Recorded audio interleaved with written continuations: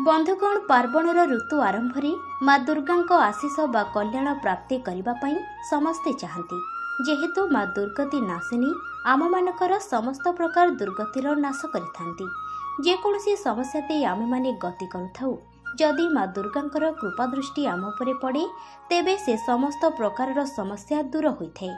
बंधुगण नवरात्रि रे माँ दुर्गा को समस्ते निष्ठार सह पूजा करिथांती। माँ को आशीर्वाद प्राप्ति करबा पई मनरे आशा थाए कि माँ दुर्गा आम मानक पूजारे प्रसन्न हेले जीवन रे थिबा सबु दुख कष्ट को दूर करबा सह शत्रुर विनाश करिवे। तेबे बंधुगण आसंतु जानिबा माँ दुर्गा आपणक घर को आसीबा पूर्वरु कौन सबु संकेत मिली थाए। ता पूर्वरु आपण मानकु मोर गोटी अनुरोध, जदि चैनल को नुआ आसीचंती प्रथमे चैनल टी को सब्सक्राइब करि नियंतु। प्रथम संकेत, जदि आपण माँ दुर्गा को पूजा करुथुबा समय रे आखिरे लुह आसी थाए और मनरु कोहजात होइथाए एवं आपण पूजा करुथुबा समय रे आपणक पछरे केही जणे छिड़ा होइतला परि अनुभव हुए, तेबे जानि रखंतु जे माँ आपणक पूजारे संतुष्ट होइछंती। आगको आपणक जीवनरु दुख कष्ट दूरेई जिवो। एहा माँ को आगमनर एक शुभ संकेत होइथाए। द्वितीय संकेत, अचानक भावरे ब्रह्म मुहूर्त जदि आपणक निद भांगी जाए हठात 3टा ରୁ 4टा भितरे एही नवरात्रि समय रे जदि आपणक निद भांगुथाए तेबे यह मध्य बहुत शुभ होइथाए। एथुरु जानिबे जे माँ दुर्गांक कृपा आपणको प्राप्ति होइछि।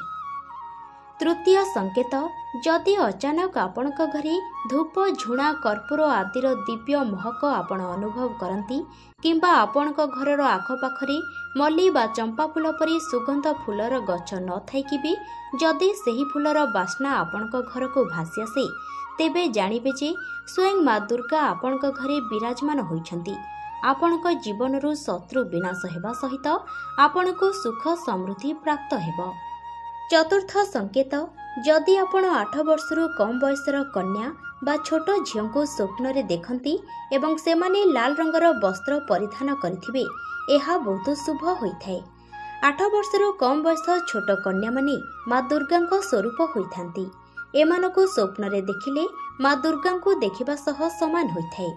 नवरात्रि समय रे ही कन्या मानको पूजा करा जाए। एमानको लाल रंगर वस्त्र और खाद्य खाइबाकु देले माँ दुर्गा अत्यंत प्रसन्न हुअंती एवं आपणक जीवनरु सबु समस्या दूर करिथांती। पंचम संकेत, जदि गोमाता आपणक घर को आसंती। नवरात्रि समय रे जदि गोमाता हठात आपणक घर को पसि आसंती एहा बहुत शुभ होइथाए। गोमाता माँ दुर्गांक भौणी कामधेनुक स्वरूप होइथांती। तेणु जदि गोमाता आपणक घर को आसंती तेबे जानिबे जे निश्चित भावे माँ दुर्गा आपणक घरे आविर्भाव होइछंती। तेणु गोमाता को निश्चित भावरे किछि खाद्य खाइबाकु दियंतु।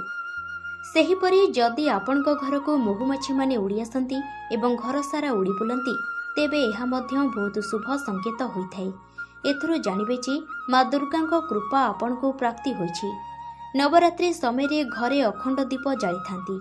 एही दीपर शिखा जदि अधिक उज्जवल भावे जळुथाए एवं दीपर सलिता जलिला बेले फूल आकारर देखा जाए तेबे जानिबे जे स्वयं माँ दुर्गा आपणक घरे विराजमान करिछंती।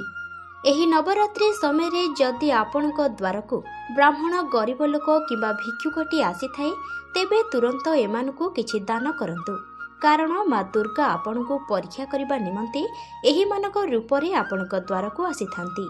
स्वप्न रे जदि माँ दुर्गांक वाहन सिंह को आपण देखंती, जेमिति कि सिंह आपणक पाखरे बसिथिबार किंबा आपणक घर को आसीथिबार बा आपणको किछि सहाय्य करुथिबार आपण देखंती, तेबे जानिबे जे माँ दुर्गा आपणक घरे विराजमान होइछंती।